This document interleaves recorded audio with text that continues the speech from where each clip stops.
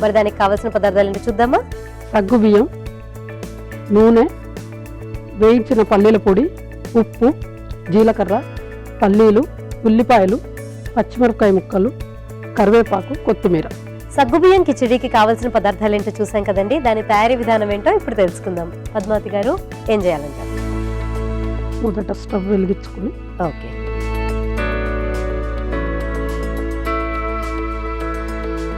ఇందులో first oil పోసుకోండి. Okay.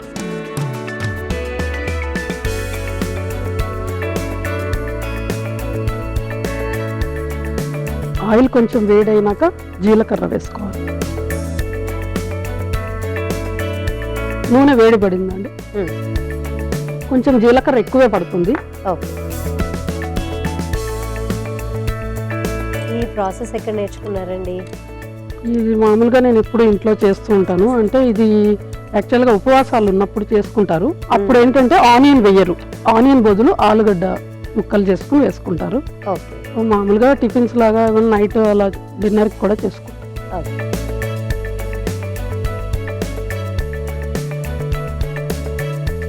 యాక్చువల్గా ఇది మహారాష్ట్రలో ఎక్కువ చేసుకుంటారు, అవును.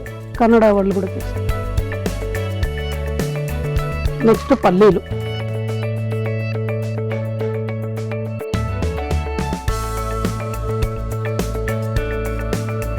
నెక్స్ట్ కరివేపాకు, పచ్చిమిరపకాయలు కూడా. ఇందులో పచ్చిమిరపకాయల కారమే, ఇంకా వేరే కారం ఉండదు. ఓకే. సో అందుకని కొంచెం ఎక్కువ.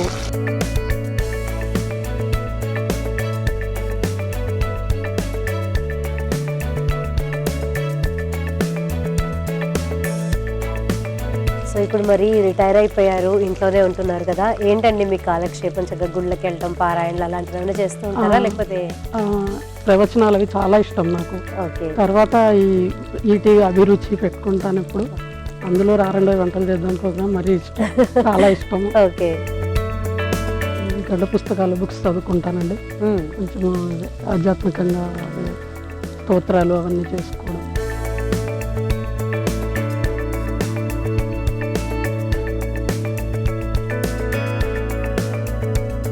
నెక్స్ట్ ఉల్లిపాయలు,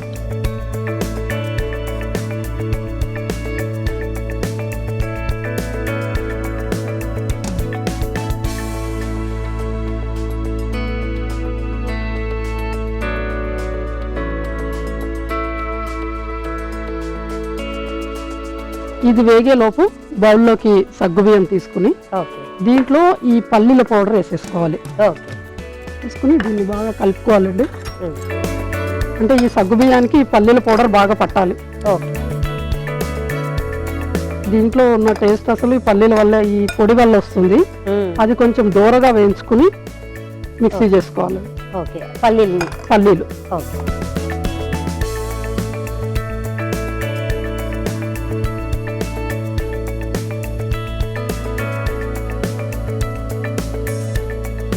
ఇందులో ఉప్పు కూడా ఇందులోనే కలిపేసుకుంటే కొంచెం కలుస్తుంది. సో అంటే టోటల్ గా ఈ రెసిపీకి సరిపడా ఉప్పు అంతా కూడా మీరు దీంతోనే వేసేస్తున్నారు? ఇందులోనే వేసేస్తాం.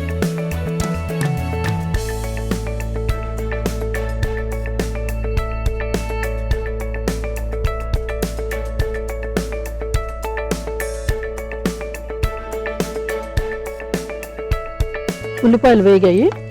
ఇప్పుడు ఈ మిశ్రమాన్ని దీంట్లో కలిపేసుకోవాలి.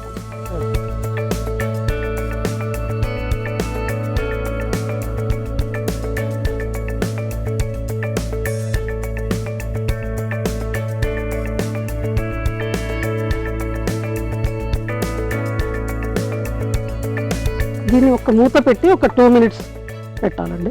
ఓకే. ఎక్కువసేపు ఉంచకూడదు. సో ముందుగా సగ్గు బియ్యాన్ని ఎంతసేపు మీరు నానబెట్టారు? 4 hours అండి.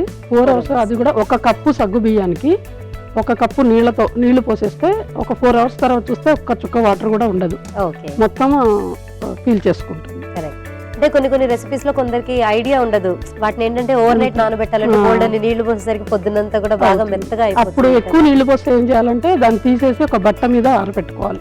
ఓకే ఇప్పుడు అంత అవసరం లేదండి, ఒక కప్పుకి 1 కప్పు నీళ్లు పోసేస్తే కరెక్ట్ గా సరిపోతాయి. ఓకే. అండ్ టైం కూడా జస్ట్ 4 hours అంతే, 4 hours నానితే సరిపోతుంది.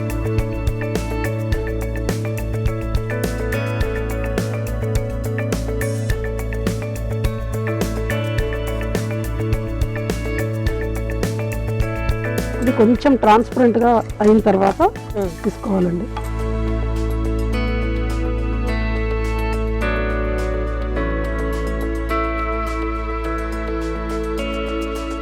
ఇది ఒక 2 minutes తర్వాత కొంచెం ఆ సగ్గు బియ్యం ట్రాన్స్పరెంట్ గా అవుతాయండి. ఇంకా అప్పుడు ఇంకా డిష్ అవుట్ చేసేసుకోవచ్చు.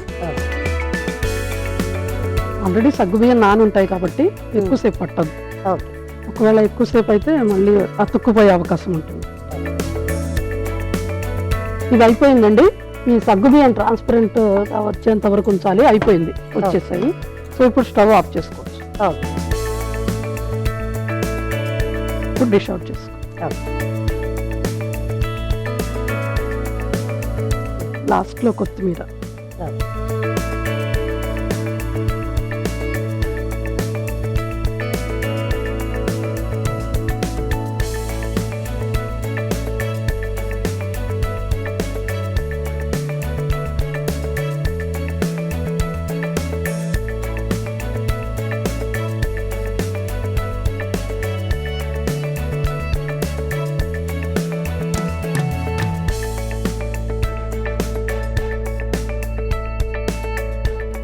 సగ్గుబియ్యం కిచిడి రెడీ అయిపోయింది. టేస్ట్ చూసి ఎలా ఉందో చెప్పండి. అలా సగ్గుబియ్యం కిచిడి రెడీ అయిపోయిందండి. మరి దీని టేస్ట్ చూసే ముందు దీనికి కావాల్సిన పదార్థాలు, తయారు చేసుకునే విధానం మరొకసారి చూసేద్దాం.